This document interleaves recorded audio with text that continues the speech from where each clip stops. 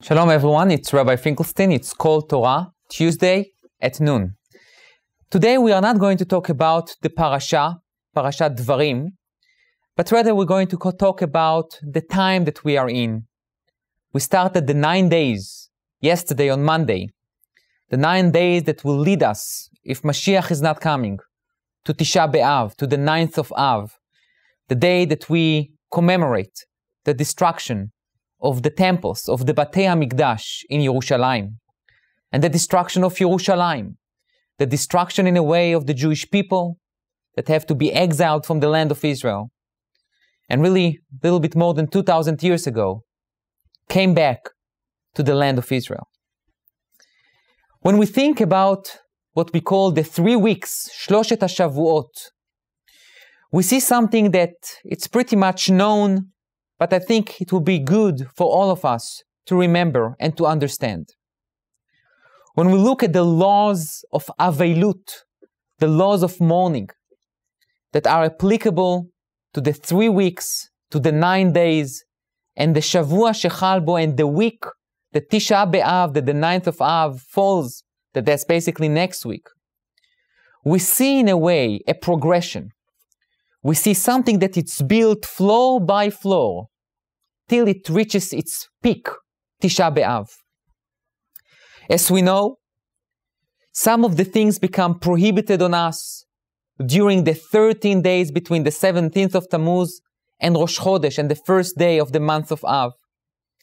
Now when the 9 days started, we try not to travel, we try maybe not to say Shehecheyanu on new things that we buy, and the feelings of sadness are becoming more and more visual and more something that we can feel, really touch, put our hands on, till really the peak is Tisha B'Av, when we all act like mourners, like real mourners. Do not go with leather shoes, sit on a low chair, don't really say hello to each other. We feel what the Talmud says, nezufim, people who are embarrassed from their situation. But I really would like to ask a question. We mourn, we cry for the destruction of the temple. We mourn, we cry for the destruction, or for really the consequences of this destruction. That so many Jews were butchered, were slaughtered, were murdered, were tortured to death. But when I think about it from the perspective of 2010, living here, I want to ask a very simple question. I know it can sounds very cynical, or can sound very dry and cold, but I think we should put the question because I think the answer will be a tremendous message to us. If I mourn for the destruction of the community of Magenza, or if I mourn for the destruction of the community in Jerusalem or the Galil or Beitar, if I mourn for a little child that was murdered by the Romans, with all due respect, 2,000 years later, even if that child was not murdered, he will live for 120, will die, and his memory will fade away. What exactly are we mourning? Why do we have this thing to mourn about things that happened in the past? Those Jews will die anyway, somehow, God forbid, by disease, illness, natural cause, whatever it is. Yeah, it's very sad that they were murdered because of their Jewishness, because of their identity. But why do we have that thing in Judaism? That we need to mourn for the death of people who lived far away in the past, that they will die anyway. I would like to suggest to you the following idea. We have a concept in Halacha of what we call Aveilut Yeshana, old mourning. What does it mean? It means that we as Jews are requested, are required, are demanded to remember what's happened in the past for a purpose. When, God forbid, a child is being murdered when he is 5 years old, our feelings, our emotions should not be, you know what? Even if he was not murdered, he will have another 115 years to live and he will die. No. When a child is being murdered, when his life are stopped at 5 years old, 12 years old, 16 years old, this child ended his life as a child. His potential, his aspirations, his dreams were murdered with him. When Cain is being rebuked by God, when God came to Cain and says to him, "Ei hevel achicha, where is your Abel, your brother?" He says to him, God says to Cain, "The blood of your brother is crying out from the ground.